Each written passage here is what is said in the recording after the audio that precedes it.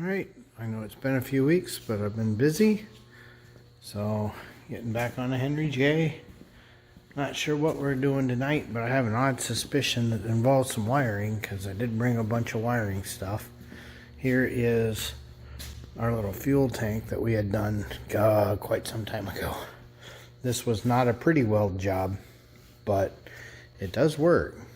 And then, if I recall, we have a vent line coming from here up into the filler neck somewhere. I gotta remember how we were planning to do that, because it is good on these return systems to vent the tank if you can. And then this one, because of the weird shape, we actually did a vertical sender, so it's not a swing arm. This is a vertical like you see in boats. And then of course this is a GPA 6 style, so that's what, 340 liter per hour pump. So that should be reasonable for this. I mean, this is only a 650 horsepower motor, so we'll be right on the edge, I think. Okay, just kind of digging through and deciding what we're going to do. I'm getting a little low on some weather pack stuff, but I really don't want to do any Delphi style connectors. Yeah, this is all just harvest here. So, digging through, but I'm probably going to just do a 4-flat weather pack for this setup. Obviously 2 for the pump and 2 for the sender, and I do like to return both ground lines from the units. Never ever ever trust that you're going to get ground through mounting bolts on your fuel system. You can't count on that. That doesn't always work out, or you get weird little issues with your fuel sender. So don't count on that. Okay, so now we've got a nice little jumper harness, and we decided to use that flat 4, so we'll just bring that in. And then, since I don't know where I'm going to bring it into the body yet, we just left it nice and long off a center location so I can bring it to either side with no problems at all. Okay, so there's our harness, all nice and safe, nothing stressed. Now we got a clamp here. Now remember, these go into fuel, so the backside of these have a little O-ring on them. So what I did is I kept the O-ring towards the metal, put a nice tight washer under it, then the clamp, and then the screw head. So that should still keep fuel from being able to escape through that location. Let's see. Yeah, the other thing is, yeah, we remember that next time this is in, we want to see where up here is the right place to add that vent. And that'll just be a hose going up. So that'll help just, keep pressurization issues. And it's a bummer, way back when we were doing this warped, of course. That's too much weld to not warp. We're not professionals. And then of course this coating you put on there, holy moly, did that go on a little thicker than we'd hoped. But it should be very, very sturdy and very safe. So, okay. So that is something done on the Henry J. Every now and then you gotta get something done. Yeah, feeding this should be a load of fun. So there is where that feed line winds up. It's right there. And then the next time the car's up, I'll show you how the rest of the fuel system looks like underneath. Alright. So, we got her located. And she's definitely sturdy. So, time to take her up and kind of refresh everybody on how this car is. It's been a little while since we have had her up. Yeah, you can see the headers here.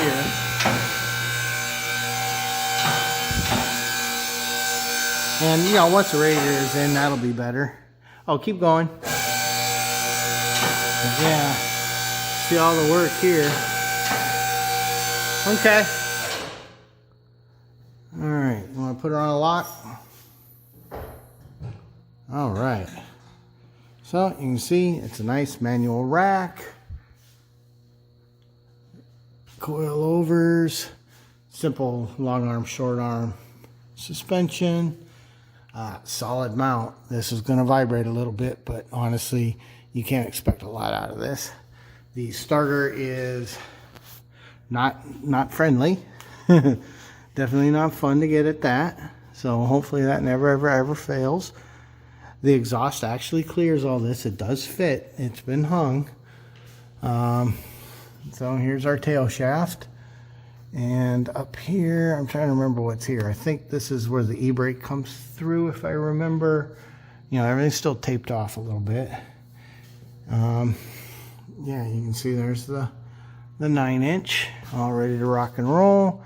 This crazy ladder bar suspension with a central sliding locating point, because there's just not a lot of room for suspension under this car.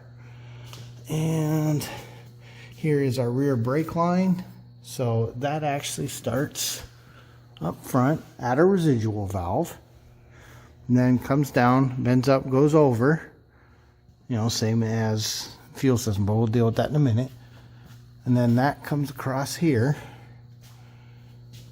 comes over an L's over, and then we welded a little bracket there, and then did a nice little rubber hose, because this angles up and down, you know, this is a pivot point, so this will go up and down, and then from there to a hard line where we angled or added another one, and then that hard line comes up and then tees right there, and it goes to both drums. And I've said in many videos before that I tend to prefer disc front, drum rear on older cars that are street driven. It seems to be the best feel, and you know, we're not going to racetracks, so we don't need the best braking. And you can see we got our bleeders up here. They're still covered in tape, but you can see we went through a lot of work to get hoses that would work. In fact, I'm trying to remember, but these hoses may be from a Firebird. I don't remember. I know we have it written down somewhere for replacements in the future, but we went through a lot of hoses to find something that would give us what we want. So we welded a bracket here, we welded one on the arm, and now we've got plenty of movement available, because you don't want to pinch the hoses. And then of course it was real easy to run those brake lines before the motor was in. So you can see it's all nicely bent, brought down, followed the frame. And then that one comes up to a junction here, which feeds the other one, and then that comes from the front, because it is a manual brake. There's no power brakes in this car. And we are planning to put a heat sleeve over the brake along this header here. We just haven't gotten to that yet. In fact, I think it's sitting in the back of my truck. Let's see here. Engine still has the break-in oil in it from when it was on the dyno. We did cap this off because we've got a electric fuel pump, so we don't need the mechanical. Let's see, what else do I need to update anybody on? It's been a long time since we've worked on this, and I don't know that I did video series on YouTube back when we started this. So yeah, this is going to be a death trap. Oh yeah, fuel system. So once this tank is up in this hole, which it does fit, it's a lot of work. In fact, you can see where threads go. And then there's the filler neck right there.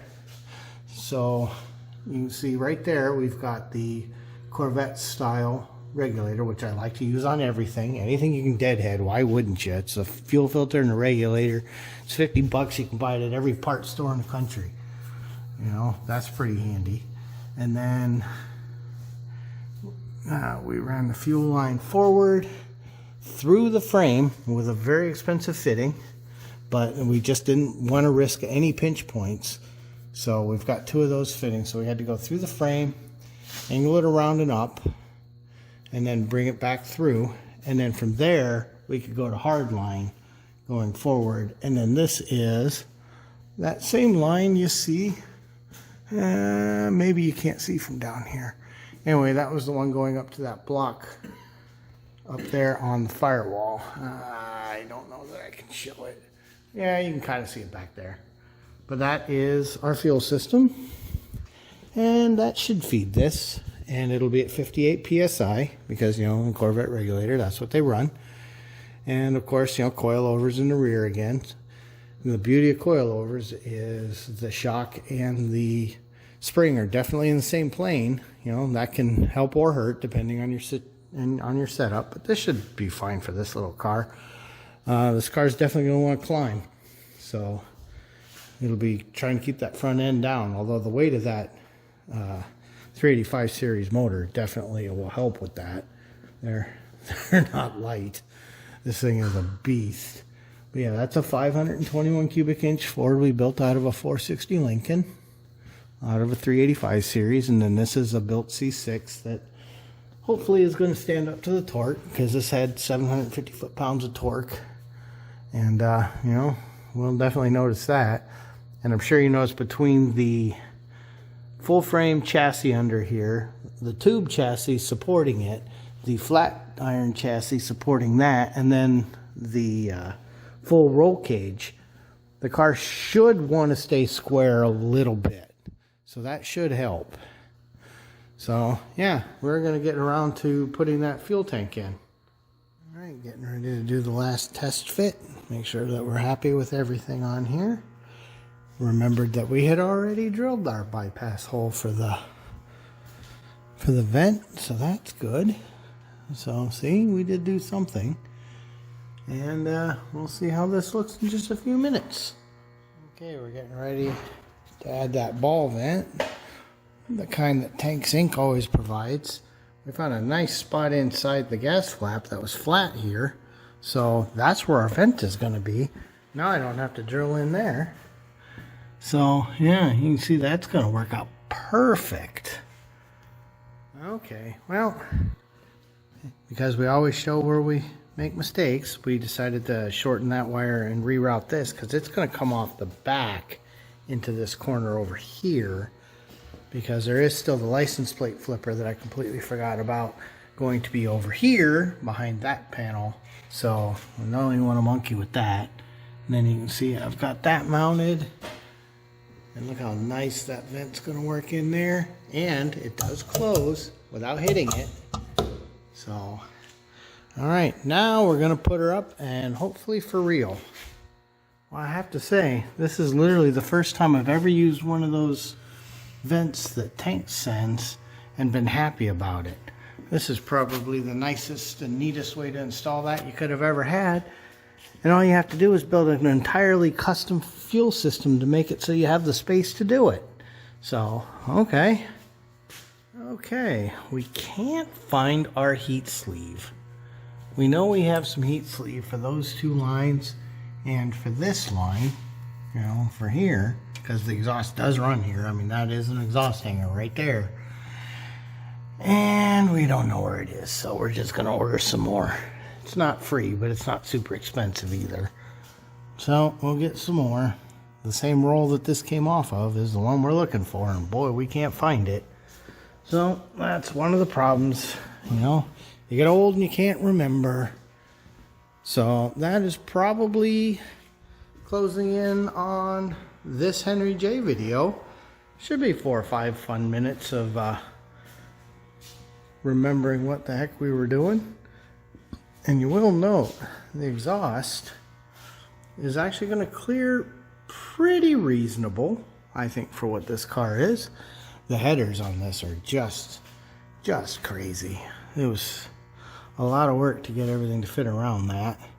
The steering was done twice, but it looks like we might finally be able to make it. Like I said, the starter, well, it is what it is. Gotta take half the car apart. So hopefully that doesn't fail. We did buy a decent brand, just in the hopes that that means anything. But look how nice that fuel filter, or that fuel tank, fits in there. And then here is our harness. So nice and a safe spot. The license plate flipper, like we did on the S10, goes here. So I don't want it there. You can see there's where the lights are Frenched in. I got to build those, run those harnesses across, and then somewhere in here I'm going to have to make a hole, and that'll be our pass through to the body, which is not going to be fun to get at. You notice that's not a trunk. You notice nothing opens. Oh, and there's a giant speaker mounted back there, so Gonna have to figure out how I'm getting wires in and out, but I really don't want to run any wires under this chassis. It's already pretty complicated under here. It's already pretty tight. So the only wires I think we're going to be running down here will be O2 sensors, you know, for the speedo and stuff like that, which we're going to have to figure that out too. That might be a little snug. So we'll get that sorted out when we get there. But yeah, this is getting closer to being a car.